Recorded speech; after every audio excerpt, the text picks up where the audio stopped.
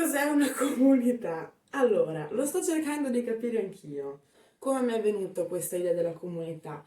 Mi è venuta fondamentalmente perché io sono sempre stata immersa ad ambienti simili fino a quando ero piccola. Scout, associazioni di volontariato, viaggio, comunque esperienze che mi hanno portato all'interno della dimensione comunità.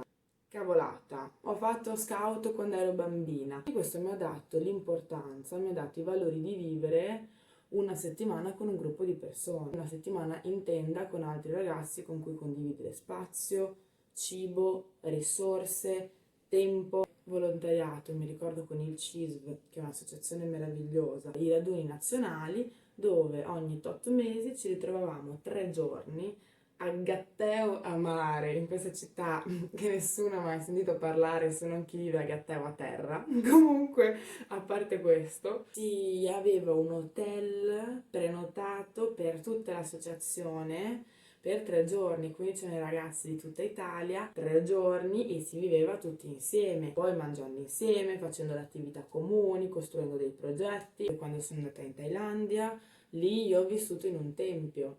Quindi all'interno del tempio c'è la comunità monastica che però è pur sempre una comunità e quindi tu vivi con loro, dormi con tutte le altre monache, mangi, preghi con gli altri ed è tutta una vita di comunità. Per esempio, sempre con il CISV, ricordo che ero andata in Norvegia una settimana e è la stessa cosa, lì mi incontravo con ragazzi che venivano da tutto il mondo. Sono andata nella comunità Asha Center, è un centro culturale di fatto, ma dove vivono in tanti ragazzi, alcuni volontari, alcuni che lavorano lì, e questo si trova in Inghilterra e lavorano moltissimo con la comunità europea. Poi ci sono altre comunità come in Francia, la comunità di camperisti da tutto il mondo che monopolizzano un parcheggio e vivono lì dentro dei camper. Esiste anche questa. Esiste la comunità ad Erkelau qui, che è una comunità creata nel 68, dove c'è anche lì tutta una dinamica diversa delle altre persone, molto più improntata sull'autosufficienza, quindi non c'è un'idea di comunità. Che cos'è la comunità? Allora, io ho preso il computer. Definizione di Oxford Languages. Insieme di persone unite tra loro da rapporti sociali, linguistici e morali, vincoli organizzativi, interessi e consuetudini comuni. Ok. Comunità in Enciclopedia Treccani. Il termine comunità ha due significati prevalenti. Il primo è legato alla critica romantica della società moderna e indica una forma di vita collettiva caratterizzata da un profondo sentimento di appartenenza, fiducia e dedizione reciproca. Il secondo di significato e tipo descrittivo indica invece un qualsiasi insieme di persone legate da uno o più fattori, come lingua, territorio, religione, professione, economia o politica. Quindi la Treccani giustamente ha detto che cos'è la comunità in questo momento è in contrasto rispetto alla società che noi stiamo vivendo. Però la comunità di fatto è un insieme di persone che condividono dei vincoli. Parlo di questo ambiente come di comunità perché io la intendo come comunità. Non tutti sono venuti qua a vivere con l'idea romantica di comunità che io ho nella testa. Però non importa, comunità è il fatto semplicemente di condividere la tua vita con delle altre persone ed è quello che io volevo fare. È quello che volevo fare perché io mi faccio la mia e tu ti fai la tua, non mi risuonava, non fa assolutamente parte di me stessa. Io penso questo in questo momento, ma allo stesso tempo lo proietto nel futuro. Metti che io un giorno sono mamma, oddio. Però metti che un giorno io devo pensare che io abito da sola, nella mia casa, con mio marito, con i miei bambini, che però dovranno stare con la babysitter, oppure li mando all'asilo tutto il giorno, perché così io intanto devo andare a lavorare per stare dietro ai miei figli. E quindi ho fatto dei figli per farli seguire da qualcuno che io pago andando a lavorare. Secondo me questo meccanismo non funziona.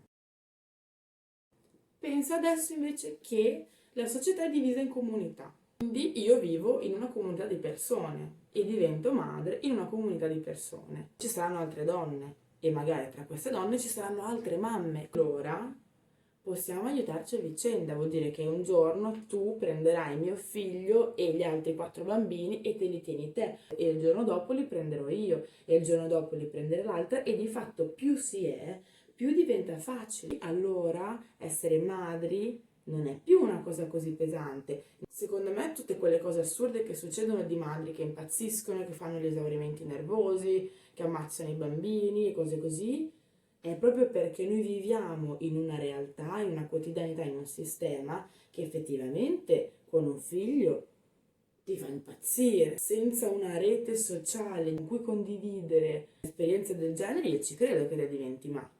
Per esempio, o anche banalmente a livello alimentare, ma quanti di noi buttano un sacco di roba da mangiare?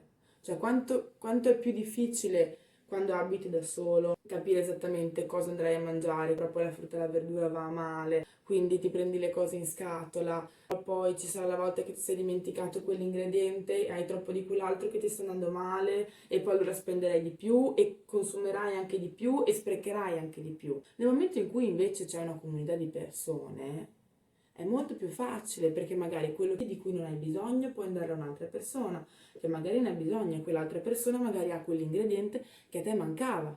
Vum! Molto più facile di così. O anche le competenze, ok? Tu adesso qualsiasi cosa che tu hai un problema, devi andare a pagare Tizio Caio che te lo venga a risolvere e paga e paga e paga, quindi devi andare a lavorare, quindi poi non puoi stare dietro tuo figlio perché sarai sempre a lavorare. Cioè, sono tutti dei meccanismi che messi insieme ci portano a fare una vita veramente estenuante. Tu sei una comunità, hai bisogno di qualcosa e ci sono nella tua comunità le persone che hanno le competenze per fare quello. Ho comprato una bicicletta, perché qui non ci vai da nessuna parte senza la bicicletta. Ho comprato una bicicletta, è stata un po' una cosa per vie traverse. Comunque, ho comprato questa bicicletta. Siccome non è perfetta, non è proprio comprata in negozio, c'ha un paio di cosine da sistemare. Ho detto, Madonna, adesso mi tocca andare a portarla a fare robe storie, chissà quanto mi chiede. No, perché c'è un ragazzo che abita al piano sopra di me, è uno dei vari coinquilini, e gli ho detto, ma non è che magari te c'hai gli strumenti per darmi la mano con la bicicletta? E lui mi ha detto, Madonna, ma certo, ma quando vuoi. Facile, super easy. E quindi veramente, dopo un po' che uno ci pensa, vivere in comunità è proprio più semplice. È più semplice a livello pratico, è più semplice a livello organizzativo, è più semplice a livello psicologico, nel senso che tu torni a casa e sai che se hai bisogno di due chiacchiere con qualcuno c'è. E sai allo stesso modo che se voglio andare a casa e farti lo cazzo tuo grosso, torni a casa e ti fai lo cazzo tuo. Fine.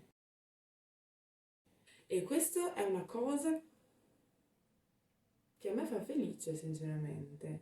Sono detta, voglio andare a vivere in una comunità durante la quarantena. Durante la quarantena è arrivato il momento in cui io mi sono detta, cazzo raga, la società sta proprio andando a puttane.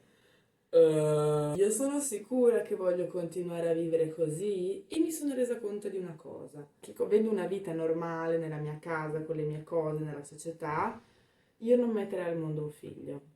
No.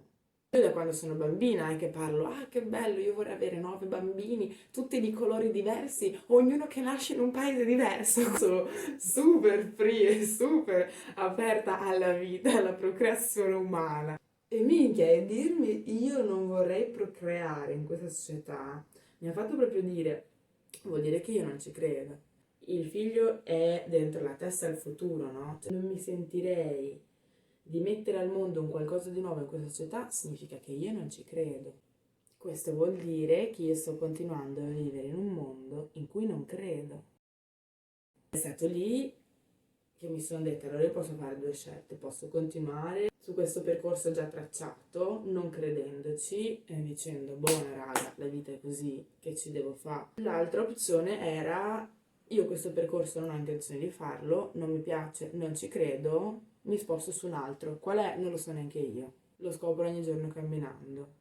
L'anno prossimo potrò allo stesso tempo trovare un ambiente che riesca a conciliare il fatto che studio col fatto di vivere in comunità, non lo so. È un percorso di cercare di capire, ok, oltre alla vita che noi facciamo normalmente, quale altro tipo di vita è possibile?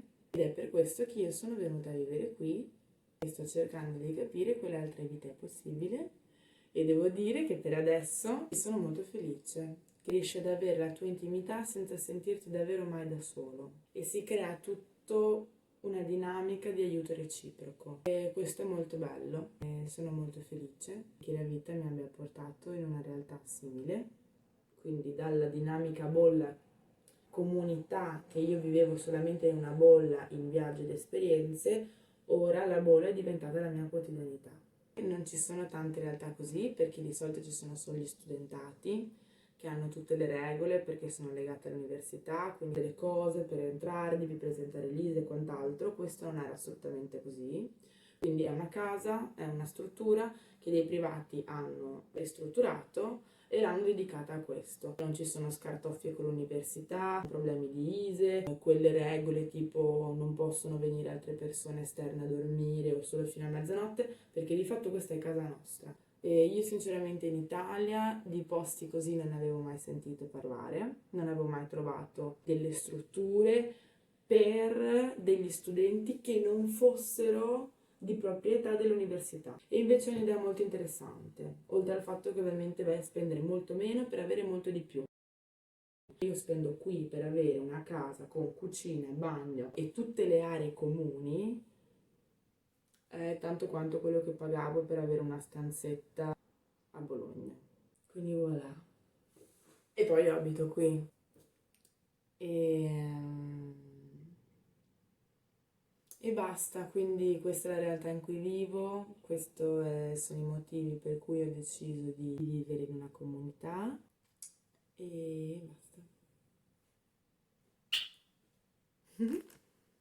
Perché qui adesso seguo il consiglio, mio amico, mio caro amico, mi ha detto, ma mamma Giulia, ma allora ti do un consiglio.